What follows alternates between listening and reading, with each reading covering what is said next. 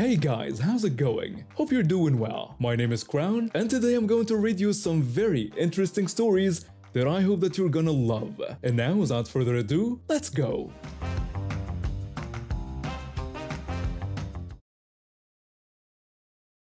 I foster cats for a local rescue group.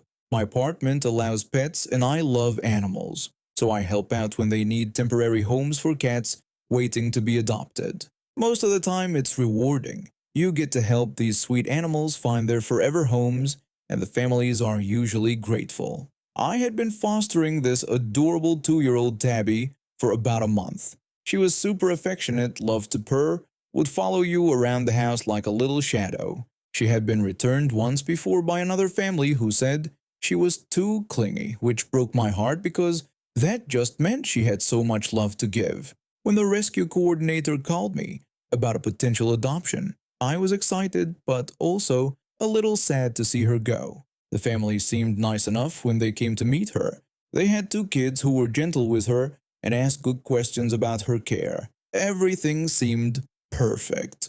On Monday, I drove her over to their house with all her supplies. Her favorite toys, food, litter, everything. She seemed to settle in well during the short time I was there.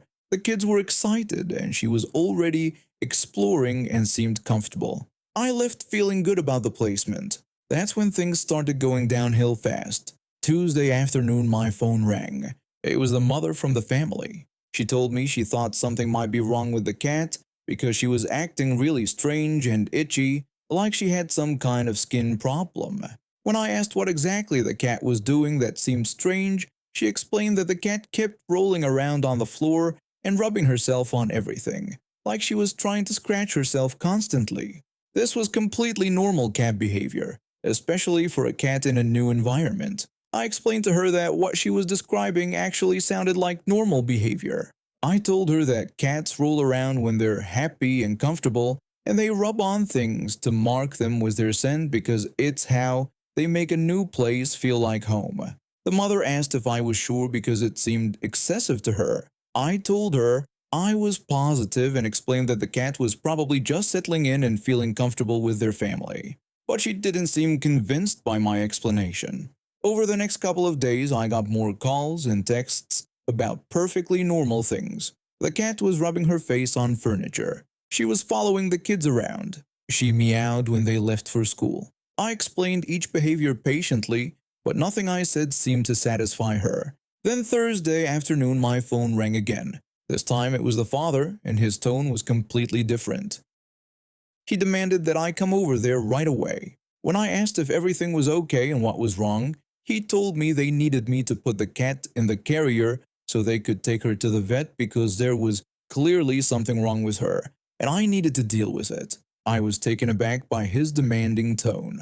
I wasn't their personal cat handler. I told him that if they were concerned about her health, they could certainly take her to a vet, but I thought it would be better if they contacted the rescue organization directly with any concerns. The father refused and said that I needed to come there and handle it because it was my responsibility. I decided to keep things professional and sent them a polite text directing them to email the rescue coordinator. At 11:30 that night, my phone started going crazy. Call after call, text after text, even video calls. Both parents were calling from their phones, demanding I come get the cat immediately.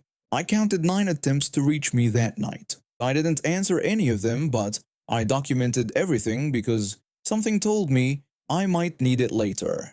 Friday morning, I woke up to another call. This time, the father left a voicemail that made my blood run cold. I had it professionally transcribed because I knew I'd need it. In the message, he said it was funny that I had disappeared and that he didn't know where I was from, but he was going to mess up my life. He called me names and said he would ruin my business because he was resourceful and could do it. He claimed I had given them a mentally sick cat that screamed all day and night nonstop, not because of food or attention or anything else, but because she was abused. He said he didn't mind taking care of an abused cat, but didn't know he was getting a monster. He complained that his kids didn't sleep because they had tests in the morning and that I had painted the rosiest picture. Then he said if he wasn't ill, he would have strangled me. This man had just threatened my life over a cat who was probably meowing because they had her locked in a bathroom for 4 days straight. I sent one simple response telling them not to contact me again and to please work with the rescue organization to resolve any issues they might have. Even that reasonable response set him off. He sent back a text calling me names and making more threats. The next thing I knew, the rescue coordinator called me. The family had dropped the cat off at their partner veterinary clinic overnight. When I went to pick her up, the vet was angry. She told me she had been doing this for 20 years and that the cat was one of the sweetest, most well-adjusted cats she had ever met.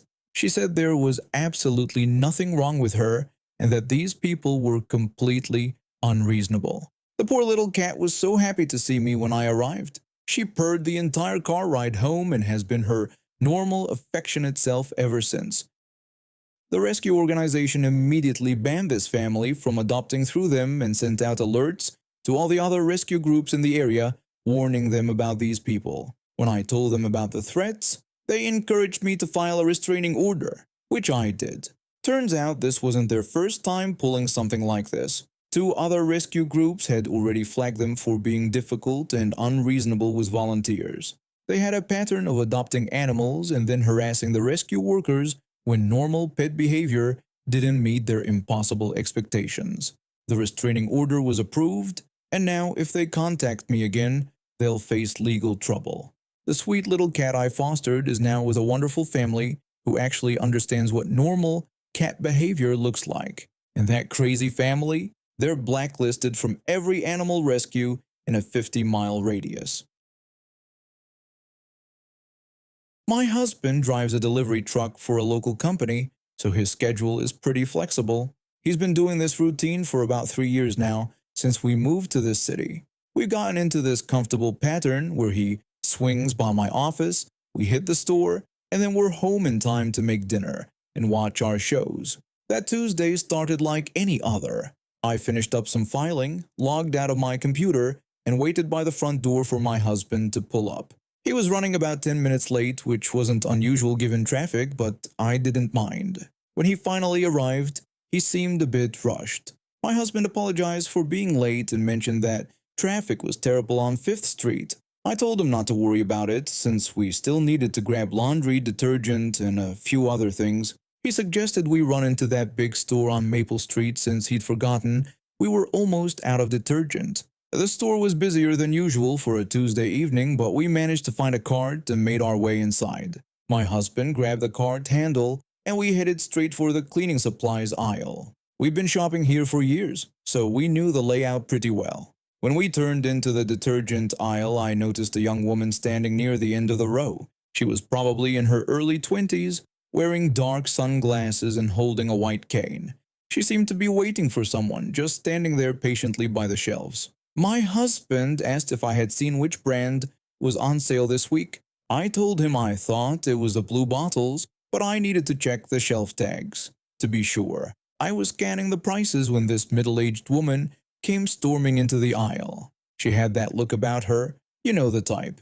Perfectly styled hair, expensive handbag, and this expression like the world owed her something. She walked right past the young woman with the cane and gave her this disgusted look, like she was personally offended by her presence. The woman went straight to one of the higher shelves and started reaching for something. She was clearly too short to reach it comfortably, stretching and straining on her tiptoes. My husband noticed too and was about to go help her when it happened. The detergent bottle she was trying to grab came tumbling down and crashed onto the floor. The sound was incredibly loud in the store, and bright blue liquid started spreading everywhere. The bottle must have landed just right because it seemed like the entire contents spilled out. Within seconds, a store employee came rushing over. He was a young guy, probably a college student working part-time. He looked at the mess, then looked around trying to figure out what had happened.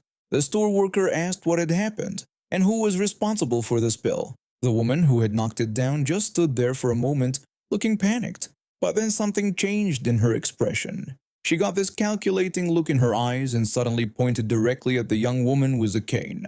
Karen accused the young blind woman of knocking over the detergent bottle. She claimed the girl had been stumbling around with her cane and hit the shelf, causing the mess.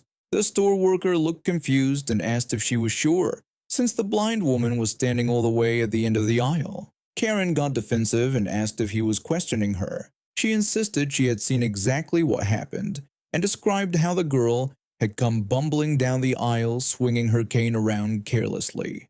My husband and I had been watching the whole time, and this woman was flat out lying.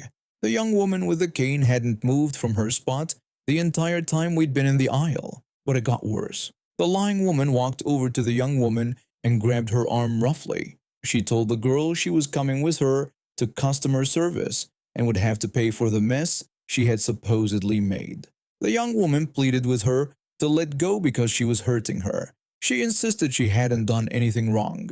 Karen dismissed this as an innocent act and claimed she had seen what the girl did. The young woman winced in pain when this awful person tightened her grip. That's when I couldn't stay quiet anymore. I shouted for her to let go of the girl immediately and told everyone that she hadn't knocked anything over.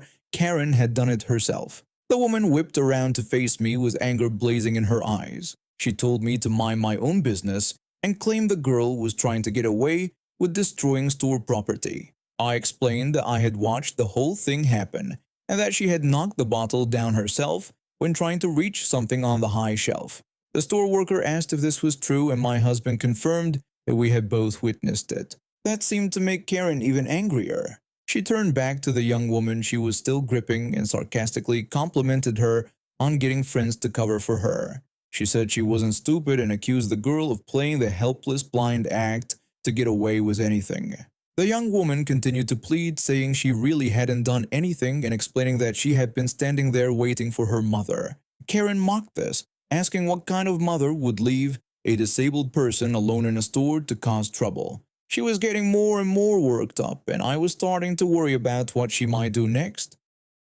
But then she did something that made my blood boil. Karen announced that she bet the girl wasn't even really blind.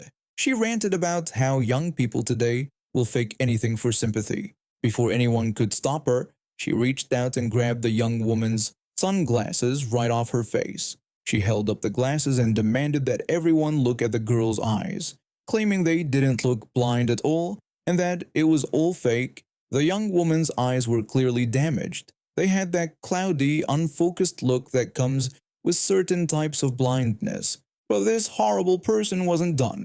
She held up the sunglasses and snapped them clean in half, then threw the pieces on the floor. She declared that now everyone could see what a fraud the girl was. The young woman started crying, reaching down to try to find the pieces of her broken glasses. I was about to walk over there myself when I heard footsteps running from the front of the store. A woman's voice was calling out, getting closer and louder. Someone was asking where her daughter was and what was happening to her.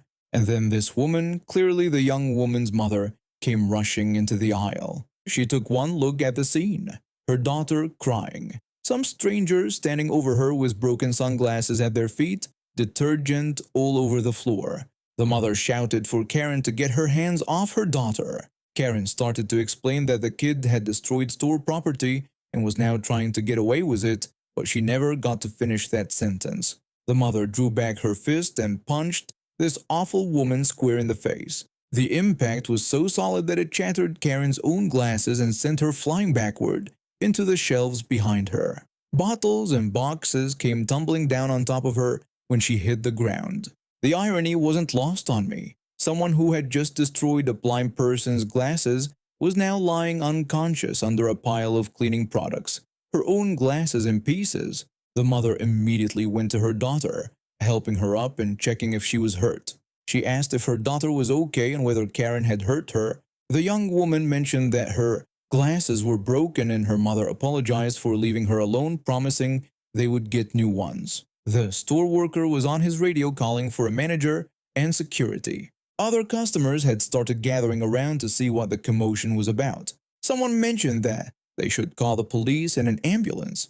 Within about 15 minutes, the store was full of paramedics, police officers, and store management. They had to move several of the bottles off the unconscious woman before the paramedics could check her over. She came to after a few minutes, immediately starting to yell and demand that everyone arrest the mother for assault. Karen screamed that the mother had attacked her and insisted she wanted her arrested. She claimed she had just been trying to help the store deal with a blind girl who was destroying property. But by then, the store manager had pulled the security footage. One of the officers came over to take statements from my husband and me as witnesses. The police officer asked us to tell him what we had seen happen. I explained the whole sequence of events, and my husband confirmed every detail. The officer took notes and asked if we were certain the young woman with the visual impairment didn't cause the spill. My husband said that we were absolutely certain, explaining that she never moved from where she was standing and that the other woman had knocked the bottle down herself. After reviewing the security footage and taking statements from everyone, the police arrested the lying woman for filing a false report, assault on a disabled person, and destruction of property. When they were putting her in handcuffs, she continued screaming about how unfair it all was. Karen kept insisting that she was the victim and that the mother had broken her glasses. She threatened to sue everyone involved. The police officer told her she needed to remain quiet and reminded her that anything she said could be used against her in court. They loaded her into the back of the police car, and I have to admit, it was pretty satisfying to watch. The paramedics checked over the young woman and her mother. The daughter had some bruising on her arm where she'd been grabbed, but nothing serious. The mother had skinned knuckles but seemed proud of them. After the police finished up and left, the mother came over to talk to my husband and me. She thanked us both for speaking up for her daughter and said that not everyone would have gotten involved. I told her I couldn't just watch that happen and said I was sorry someone had treated her daughter that way. The mother explained that she had only left her daughter for 5 minutes to run back to the car for her purse and that she never thought someone would be so cruel. My husband asked if her daughter was going to be okay. The mother said she would be fine, explaining that her daughter was tougher than she looked. She also mentioned that she was going to make sure Karen faced what she deserved for what she did, and that she planned to press every charge possible. The store manager came over and apologized profusely, offering to replace the broken glasses and giving them a gift card for their trouble. He also thanked us for being witnesses and helping sort out what really happened. My little brother and I go to the community pool every summer. Our parents work long hours, so they drop us off in the morning and pick us up when the pool closes. We're both strong swimmers, and the lifeguards know us well, so it's never been a problem. The pool has 3 sections. There's a main swimming pool for laps and water polo, the baby pool for toddlers under 4, and my favorite, the splash pool. The splash pool is this awesome area with blue and white water structures that spray water everywhere. It's the only place where water gunfights are allowed except during 2 specific times. The first hour when the pool opens and toddler time in the afternoon when little kids get to play without getting caught in our battles. Most days the splash pool turns into an epic battleground. Kids form clans and we role-play these intense water wars, taking territory and planning strategic attacks. My brother and I are pretty popular teammates because we always bring these massive double-barrel water shotguns that can soak someone from across the pool. On this day, my friend came with us.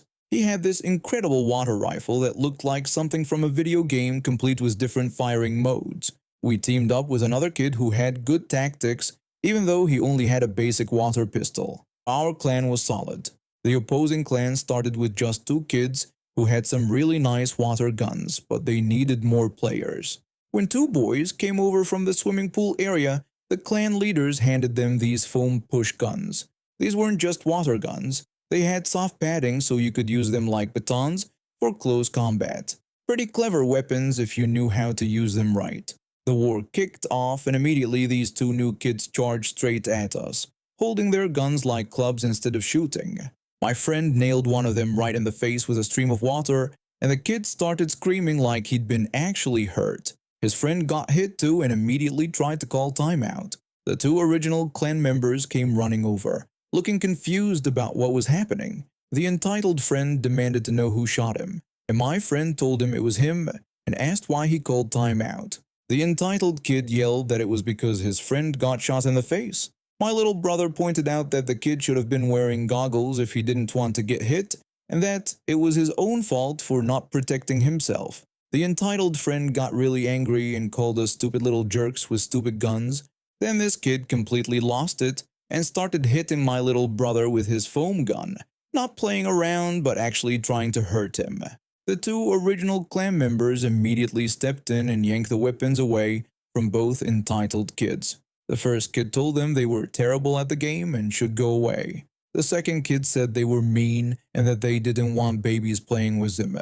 The friend who got hit was still crying as they both walked out of the splash pool and headed back toward the swimming area. We figured that was the end of it and started organizing a new game with 3 teams of 2 players each. But before we could even get started, this woman's voice came booming across the pool area, yelling at us. We turned around to see this large, angry-looking woman walking toward us with the 2 entitled kids trailing behind her.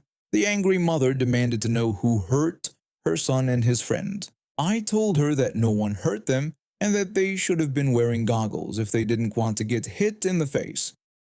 She asked what I meant and why her son would be hit in the first place. I explained that we were playing with water guns and that they were on a team and got shot, which was the whole point of the game.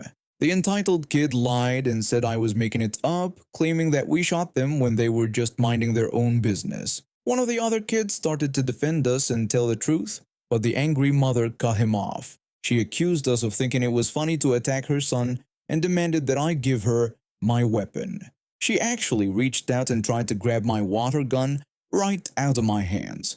That's when my little brother, bless him, lit loose with his double-barrel shotgun and soaked her completely. The woman called my brother a brat and told him not to touch her. I warned her to stay back. I was getting really angry at this point and wanted to say something that would get my point across without getting us in real trouble, so I called her a witch and told her to stay back. She got even more furious and demanded to know where our parents were. I told her they weren't there because they had dropped us off and warned her to leave us alone or I would spray her again. The woman got this smug look on her face and said it was dangerous for our parents not to be there to supervise us at a pool. She threatened to call the police because she thought we were being neglected by our parents. She had this smug look on her face like she'd just won the lottery. But then she noticed what my friend and I were doing. We had started playing rock, paper, scissors, completely ignoring her threats. She demanded to know what we were doing, and my friend simply told her we were playing a game. She accused us of insulting her by playing the game. At this point, she completely snapped and started wading through the water toward us. My little brother sprayed her again, but she kept coming and actually grabbed his water gun, trying to wrestle it away from him. This grown woman was literally fighting an 8-year-old over a toy. Some guy nearby started yelling at her to stop, but she ignored him completely. She was so focused on trying to take my brother's gun that she didn't notice the lifeguard's whistle blowing. When she finally looked up, she saw a shirtless guy in red lifeguard shorts standing there with a whistle in his mouth, looking absolutely furious. The woman immediately complained to the lifeguard that we violent children were attacking her. The lifeguard told her that wasn't true and explained that we were just playing with water guns. He pointed out that toddler time had ended an hour ago, so there was no reason we couldn't play, and that the boys had agreed to participate in the game. He asked her to leave the pool immediately. She protested that it wasn't fair, but the lifeguard walked over to his chair and grabbed his walkie-talkie. Within a minute, the pool manager showed up with 2 additional lifeguards. They formed a little escort squad and forced the woman and both kids to gather their stuff and leave the premises entirely. After they were gone, we found 2 other kids who wanted to join our water war and kept playing until the pool closed. It ended up being one of the best days we'd had all summer, and the lifeguards even complimented us afterward for keeping our cool during the whole situation. And now we have reached the end of today's stories. Thank you for watching, and see you next time.